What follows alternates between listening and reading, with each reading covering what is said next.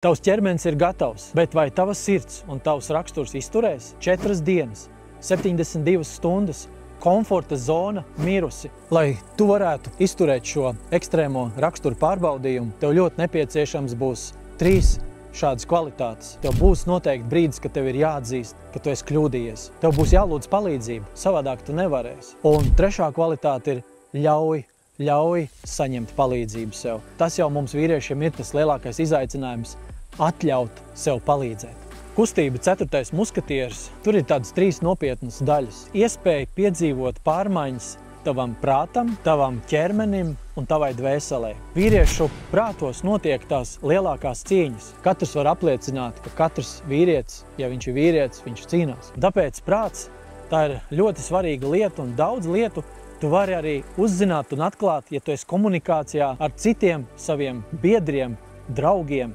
brāļiem. Ķermenis. Tu tiks ļoti nopietni pārbaudīts. Tavs ķermenis piedzīvos jaunas limitus un robežas, kuras tu iepriekš neesi vēl piedzīvojis. Pavisam noteikti kādā brīdī tu teiksi, es vairs nevaru. Kā vispār šo var izturēt? Un tur tu sapratīsi, ka tev ir vajadzīgi tie draugi, ja citu vīru klātbūtne, viņu palīdzību. Pavisam noteikti tu būsi pārsteigts, cik daudz tu spēji dvēseli. Patiesībā mēs nevaram ignorēt to, ka katrs cilvēks savā dzīvē uzdod jautājumu, kas es esmu, no kurienes es nāku, uz kurien es dodos. Daudz cilvēki ir pat teikuši, vai vispār cilvēkam ir tāda dvēsele un kas tāda ir.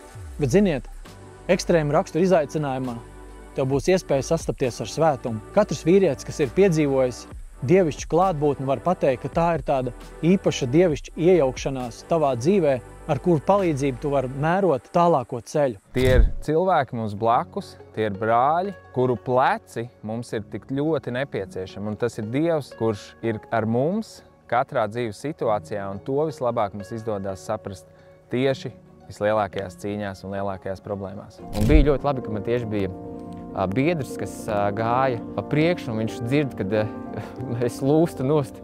Un viņš saka, Ingus, elpo, tu vari! Un es sapratu, jā, Jēzus, es varu. Tev būs iespēja sastapties ar svētumu, un kopā ar citiem vīriem tu esi aicināts lūgt Dievu. Tāpat laikā mēs cienam tavas izvēles, un pat arī tad, ja tu neesi tam gatavs, tu vari vienkārši būt līdzās.